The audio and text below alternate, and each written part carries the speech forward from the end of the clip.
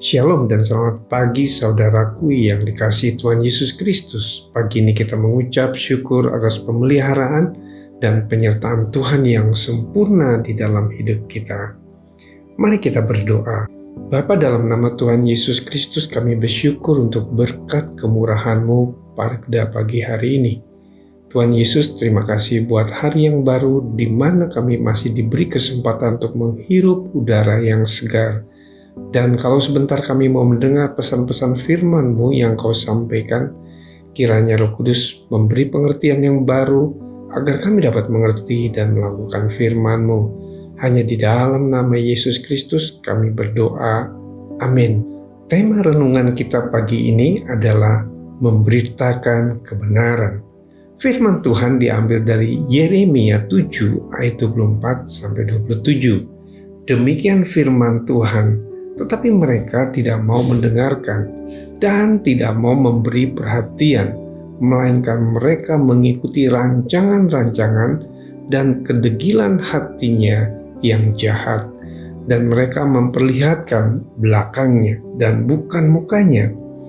Dari sejak waktu nenek moyangmu keluar dari tanah Mesir sampai waktu ini, aku mengutus kepada mereka hamba-hambaku, para nabi, hari demi hari terus-menerus, tetapi mereka tidak mau mendengarkan kepada aku dan tidak mau memberi perhatian.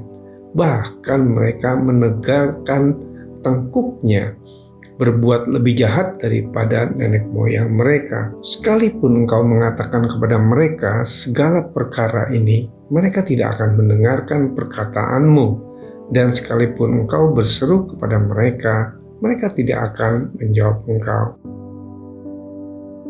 Bapak Ibu Saudaraku, mungkin Bapak Ibu Saudaraku pernah mengalami penolakan ketika menyampaikan hal yang benar kepada seseorang. Saya pun pernah mengalami ketika mengingatkan seseorang yang jatuh ke dalam dosa. Namun ia menolak, tidak mau ditemui, apalagi mendengarkan teguran, bahkan terus tenggelam dalam dosa. Perasaan saya saat itu kasihan terhadap orang ini karena mata rohaninya diliputi dalam kegelapan. Nabi Yeremia pun mengalami penolakan. Ia hidup di tengah bangsa Israel yang telah mengalami karya Allah sejak pembebasan besar dari tanah perbudakan. Allah ingin seluruh hidup mereka diserahkan kepadanya. Allah memiliki rencana yang mulia bagi bangsa Israel. Tetapi kita tahu kisah selanjutnya mereka berulang-ulang memberontak terhadap Allah.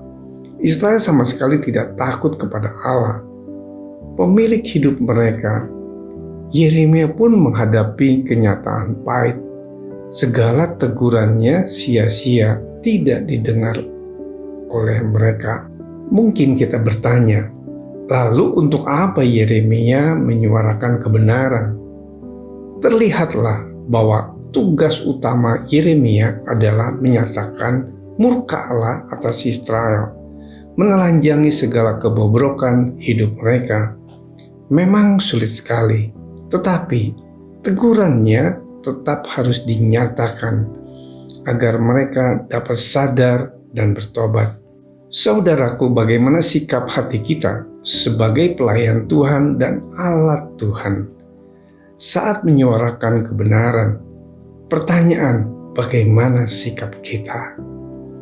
Meskipun tidak didengar, bahkan sekalipun dicela, aku akan tetap melaksanakannya dengan penuh sukacita dan berharap sepenuhnya kepada Tuhan yang mengutus aku. Kita tidak dapat mengubah orang lain. Roh Kudus dan kebenaran firman-Nya yang dapat melakukannya. Tugas kita cukup menyuarakan kebenaran itu. Kita tidak dapat membuat atau memaksa orang untuk bertobat. Namun, kita dapat menyuarakan kebenaran kepada orang-orang terdekat di sekitar kita. Kita lakukan bagian kita, yaitu memberitakan kebenaran firman Tuhan. Selebihnya adalah bagian Tuhan untuk melembutkan hati orang, dan mempertobatkan orang tersebut. Mari kita bersatu dalam doa. Terima kasih Tuhan untuk kasih dan anugerah-Mu di dalam hidup kami.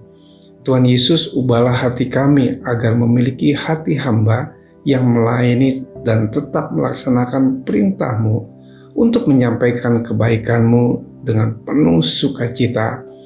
Kiranya Roh Kudus senantiasa menolong dan memampukan kami agar kami dapat menyampaikan kebenaran firman-Mu. Di dalam nama Tuhan Yesus, kami berdoa dan mengucap syukur. Haleluya. Amin. Selamat beraktivitas. Tuhan Yesus memberkati.